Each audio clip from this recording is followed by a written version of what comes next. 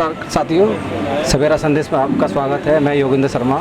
आज हम हैं दिल्ली सचिवालय पर और यहाँ पिछले 20 अक्टूबर से सभी दिल्ली सिविल डिफेंस के सदस्य धरने पर बैठे हुए हैं। आइए देखते हैं, आज अम्बेडकर जी की पुण्यतिथि है। ये सभी लोग माल्यार्पण कर रहे हैं। हमने तो आपको राजा बनाया था, तो क्या राजा ऐसा सर पहले अपना नाम? मेरा नाम आदित्य राय है। ये जैसे 30 अक्टूबर से धरने पर बैठे हुए हैं, तो क्या सरकार का कोई भी नुमाइंदा आकर के आपको आश्वासन दिया है कि हाँ जी आपके यहाँ का जॉब वापसी मिलेगी? सर 30 से नहीं बैठे, हम 27 तारीख से बैठे, 27 अक्टूबर 2023 से।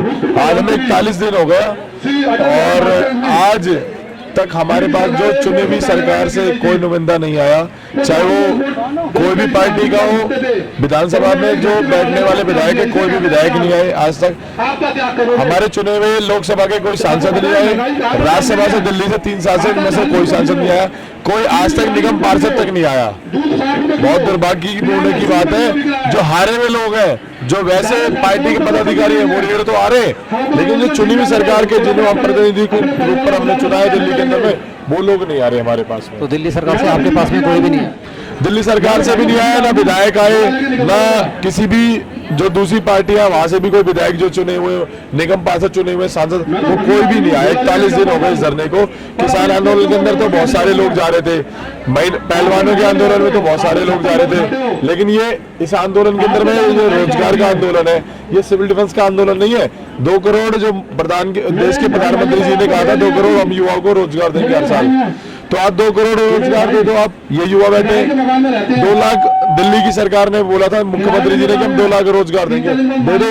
सिविल डिफेंस के अंदर में 1968 का हवाला देकर आपने कहा कि निष्काम सेवाएं गलत गतिविधियों की वजह से हमने आपको नौकरी दी 8 साल। तो ये जिम्मेदारी किसकी बनती है? ये गलतियां किसकी है? गलतियां सरकार की है। पहले तो मैं आपके चैनल का धन्यवाद करता हूं और उनको बताना चाहता हूं कि दिल्ली सरकार जो आंदोलन से चलने वाली सरकार, आज 41 दिन हो गए, उन सरकार को इतना भी नहीं दिखाई दे रहा कि आंदोलन किस तरह चलते हैं। आज हमारे बीच में 6 से 7 लोग खत्म हो चुके इस आंदोलन के दौरान। और दिल्ली सरकार, इतनी दुख की बात, जो केजरीवाल साहब कहते थे कि जब कोई अच्छा मार्शल काम करा करता था तो वो पेपर में न्यूज़ निकलवाया करते थे और प्रेस कॉन्फ्रेंस करते थे कि हमारे मार्शलों ने ये कुछ किया, सिविल डिफेंस मार्शल ने ये किया। आज वो पूरे दुनिया में कहते बोलते हैं, पूरे हिंदुस्तान में कहते बोलते हैं अलग प्रचार में कि हमने युवा को रोजगार दिया। और उन्होंने एक प्रस्ताव में, अगर किसी प्राइवेट कंपनी में हम काम करते हैं तो वहाँ पे 3 महीने का नोटिस मिलता है कि आपको हटाया जा रहा है। आपने 1968 का एक हवाला दिया और देने के बाद तुरंत हमें 1 दिन का भी टाइम नहीं दिया और बाहर कर दिया। और बाहर करने के बाद आपके निगम पार्षद हुए या कोई मंत्री वगैरह होता है जिससे हम मिलने का टाइम मिला था, अपॉइंटमेंट कैंसिल कर देते हैं। तो हम पूछना चाहते हैं कि एक राजा का दत्त तो नहीं होता कि अपनी प्रजा के बारे में सोचे? क्या उन्हें ये नहीं पता कि यहाँ के जो दिल्ली के नागरिक है जिसने वोट दिया, तो कहीं ना कहीं उनके साथ खिलवाड़ हो रहा है? और सबसे बड़ी दुख की बात यह है, जो केजरीवाल साहब ने निर्भया फंड लेकर और जो दिल्ली की बस में महिला की सुरक्षा के लिए लगाया था 10,792 जो 16,000 बार लगाए थे, तो आज वो 41 दिन हो गए हैं, उस बस की महिलाओं की सुरक्षा की जिम्मेदारी कौन लेगा? क्या ये केंद्र शासित राज्य है? तो इसमें ये कहीं ना कहीं केंद्र सरकार को संज्ञान लेना चाहिए था और बताना चाहिए था मुख्यमंत्री साहब को कि यहाँ अगर कोई निर्भया जैसा दोबारा कांड होता है, किसी की बेटी के साथ ऐसा होता है, तो कौन जिम्मेदार होगा? मुख्यमंत्री साहब तो वैसे कहते हैं महिला की सुरक्षा और रोजगार की बात करते हैं। उन्होंने के दोनों वादे थे, एक महिला की सुरक्षा का वादा था, दूसरा रोजगार का था। अब महिला की सुरक्षा 41 दिन से बसों में कौन कर रहा है? आप बसों की देख सकते हो, स्थिति ऐसी हो रही है कि लोग शराब पी रहे हैं, महिला आपस में लड़ रही हैं, कोई उनका सुझाव के लिए नहीं है। दूसरी चीज, जो रोजगार था, युवाओं को रोजगार का वादा था, वो उन्होंने यहाँ बेरोजगार कर लोगों को ये साबित कर दिया कि वो दोनों वादों से फेल हुए। मुख्यमंत्री साहब से आपके चैनल से माध्यम से मैं कहना चाहता हूँ, आप शस्त्र लगा रहे हैं तो कहीं ना कहीं इनके रोजगार की जुगाड़ कीजिए।